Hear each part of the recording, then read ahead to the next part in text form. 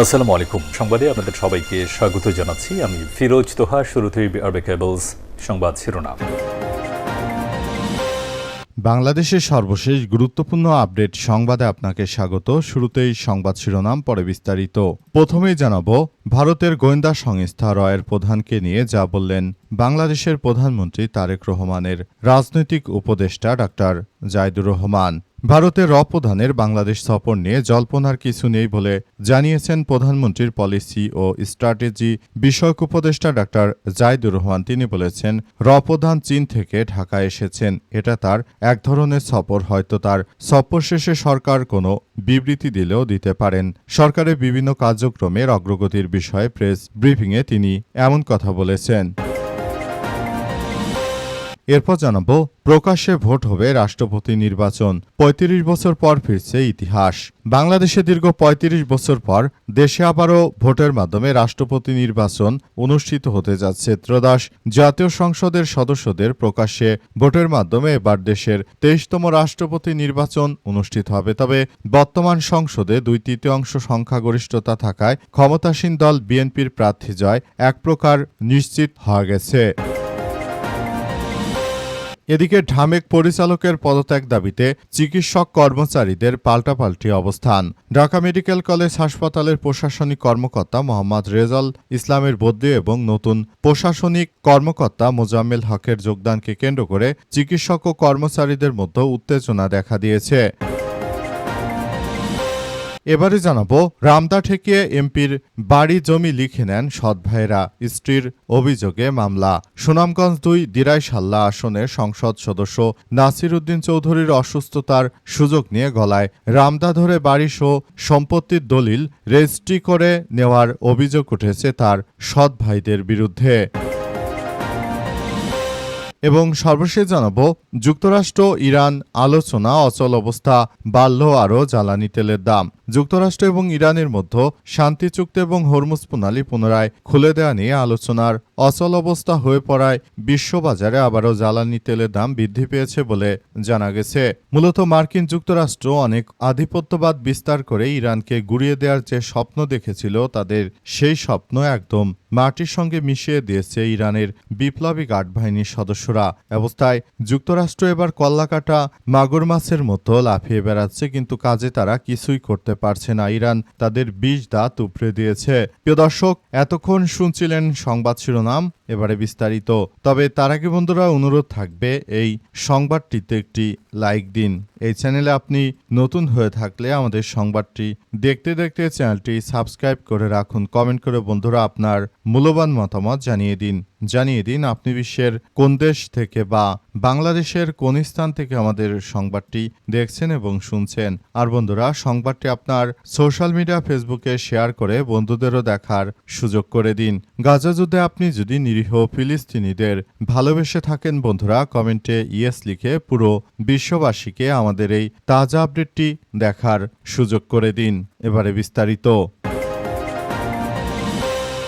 প্রধানের বাংলাদেশ সফর নিয়ে যা বললেন তথ্য উপদেষ্টা। ভারতের প্রধান বাংলাদেশে এসেছেন, তবে তার সফর নিয়ে জল্পনা কল্পনার কিছু নেই বলে জানিয়েছেন প্রধানমন্ত্রীর পলিসি স্ট্র্যাটেজিক বিষয়ক উপদেষ্টা ডাক্তার জাইদুর রহমান। তিনি মনে করেন প্রধান চীন থেকে ঢাকায় এসেছে, এটা তার এক ধরনের সফর। হয়তো তার সফর শেষে সরকার কোনো বিবৃতি দিলেও দিতে পারে। সরকারের বিভিন্ন কার্যক্রমের অগ্রগতির বিষয়ে প্রেস ব্রিফিংয়ে তিনি এসব কথা জানান। এসএসসি ও সমমানা পরীক্ষার্থীদের পাশের হার কমার বিষয়ে সংবাদ সম্মেলনে ডাক্তার জাইদুর রহমান বলেছেন, এবার জিপিএ 5 এবং পাশের হার কমেছে। যেন তেনভাবে নম্বর দেওয়া এবং পাশ করানোর প্রবণতা ছিল। একই সময়ে সরকার শিক্ষার মানের দিকে খেয়াল রাখবে, সেটি প্রথমেই জানান দেওয়া হয়েছিল।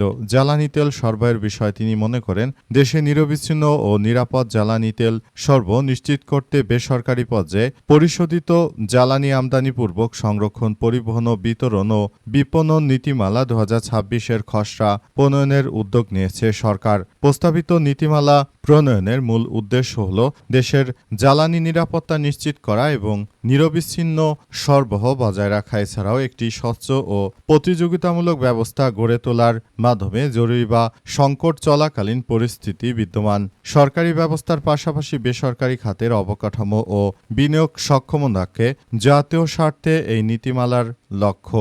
এই নীতিমালার মাধ্যমে কাউকে বিশেষ সুবিধা দেওয়ার কোনো সুযোগ নেই বলে দাবি করেন তিনি। কিন্তু যদি বেসরকারি হাত, বিশেষ করে বাংলাদেশে যদি বসুন্ধরার গ্রুপের মতো ব্যক্তিদের কাছে বাংলাদেশের জ্বালানি আমদানির বিষয়গুলো চলে যায়, সেক্ষেত্রে তারা যে কোনো সময় চাইলে এই সিন্ডিকেট করে তারা বাংলাদেশের মধ্যে এক বড় ধরনের সমস্যার সৃষ্টি করতে পারে। বিষয়গুলো বর্তমান সরকারের কোনো দায়িত্বশীল ব্যক্তিরা কি ধরনের কথাবার্তা বলতে শুরু করেছে। এভাবে যদি চলতে থাকে তাহলে তো এই দেশ আবারও ভবিষ্যতে একটি সংকটের দিকেই ত্বরান্বিত হবে।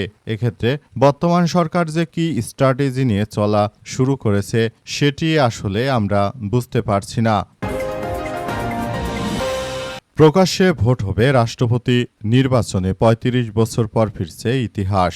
বাংলাদেশে নতুন করে এক বিপর্যয়কর পরিস্থিতি থেকে বেরিয়ে আসার মধ্য দিয়ে দেশটাকে সুন্দর ও সমৃদ্ধির পথে এগিয়ে নিয়ে যাওয়া হচ্ছে বলে এমন কথা জানা যাচ্ছে। অবস্থায় বাংলাদেশটা একটি ভালো অবস্থানের মধ্য দিয়ে এগিয়ে যাক সেই প্রত্যাশা থাকবে আমাদের সবার, এবং আমরা বিষয়গুলোকে খুবই গুরুত্ব সহকারে মনে করি।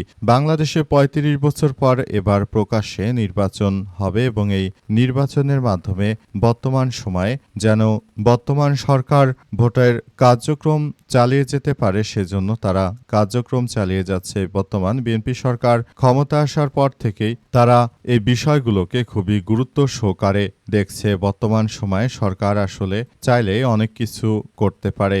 এটি আসলে কোনোভাবেই আমরা বিষয়গুলোকে খারাপের দিকে নিয়ে যেতে পারি না। বর্তমান সময়ে রাষ্ট্রপতি নির্বাচন নিয়ে সরকার যেভাবে এগিয়ে যাচ্ছে, এর ফলে স্বচ্ছ প্রক্রিয়ায় একটি নির্বাচন অনুষ্ঠিত হতে যাচ্ছে। এই নির্বাচন দেশের জন্য খুবই গুরুত্বপূর্ণ একটি ইস্যু হিসেবে দাঁড়িয়েছে। ঢামেক পরিচালকের পদত্যাগের দাবিতে চিকিৎসক ও কর্মচারীদের পাল্টাপাল্টি অবস্থান।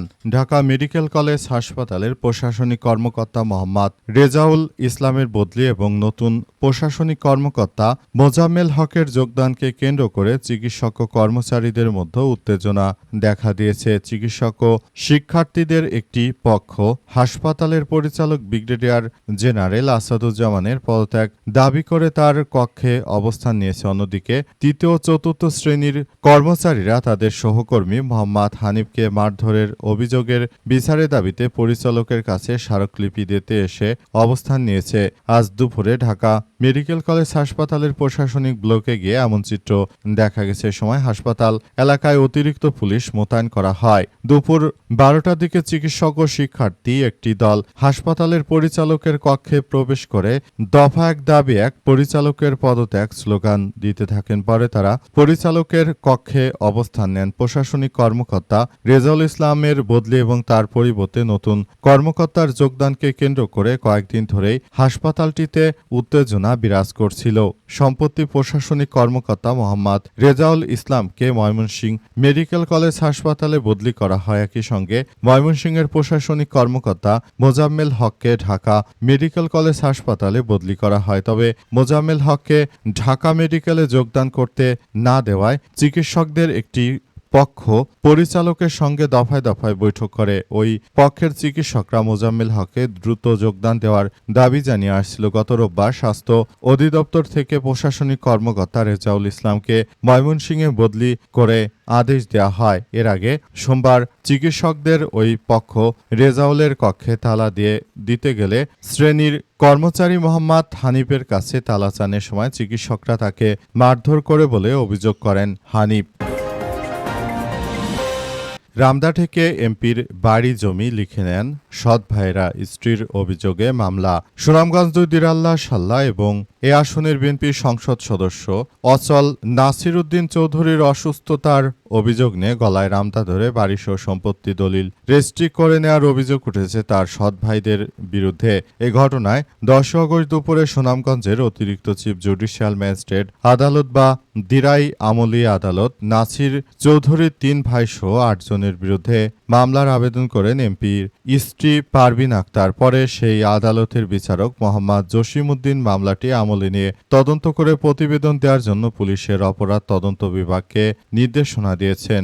জাগো নিউজকে এই তথ্য নিশ্চিত করেন আদালতের বেঞ্চ সহকারী মোহিত লাল চন্দ্র। মামলার আসামিরা হলেন এমপির নাসির উদ্দিন চৌধুরীর সৎ ভাই মঈনুদ্দিন চৌধুরী মাসুক, মিজানুর রহমান চৌধুরী এবং মোসলে উদ্দিন চৌধুরী। এছাড়াও দিরাই উপজেলার মাতারগাঁও গ্রামের মৃত নাজমুল ইসলামের ছেলে আমিরুল ইসলাম, পুরাতন কনগাঁও গ্রামের আব্দুল নূর মিয়ার ছেলে সৈফুল ইসলাম চৌধুরী, তল বাউসী গ্রামের দলিল লেখক মুজিবুর রহমান, কলিয়ার কাপন গ্রামের নাজমুল ইসলামের ছেলে তাজুল ইসলাম এবং দিরাই সাল্লা নুরুল ইসলামের মেয়ে মোহরার মমতাজ বেগমকে আসামি করা হয়েছে।